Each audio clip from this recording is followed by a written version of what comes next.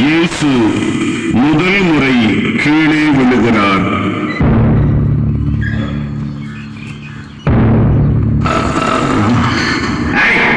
ஒழுங்காய்ப்படி கல்லாடாம நட.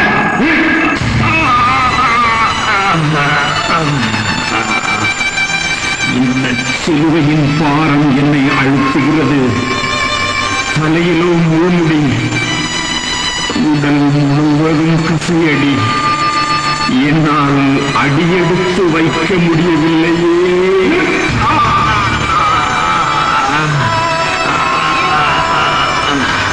இப்படி சொன்னால் விட்டு விடுவோம் என நினைத்தாயா? நீதான் தேவமைந்தன் ஆயிற்று.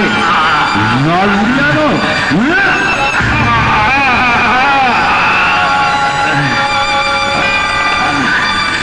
மிகவும் பாரமாக இருக்கிறது. என்னால் நடக்க முடியவில்லையே.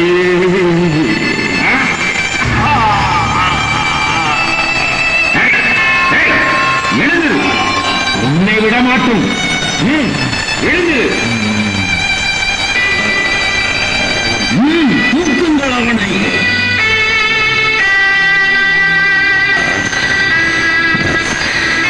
மனிதனே, நான் வீழ்ந்தது நீயும் விழுவாய் என்பதற்காக. நான் எழுவது நீயும் எழ வேண்டும் என்பதற்காக.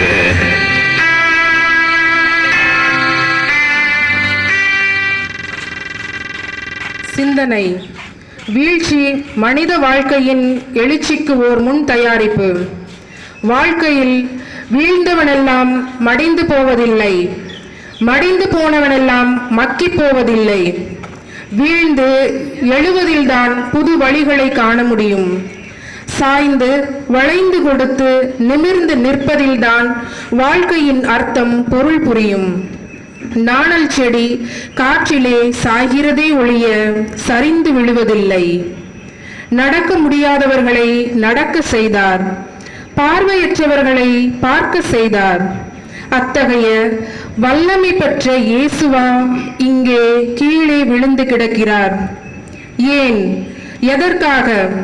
தண்ணீரில் விழுந்த ஒருவரை காப்பாற்ற வேண்டுமென்றால் நாமும் தண்ணீரில் விழுந்துத்தானே காப்பாற்ற முடியும். அதுபோல பாவ படுகுழியில் வீழ்ந்துவிட்ட நம்மை காப்பாற்றத்தானே ஆண்டவர் இயேசுவும் சிலுவையோடு சேர்ந்து கீழே விழுகிறார். ஜெபம்.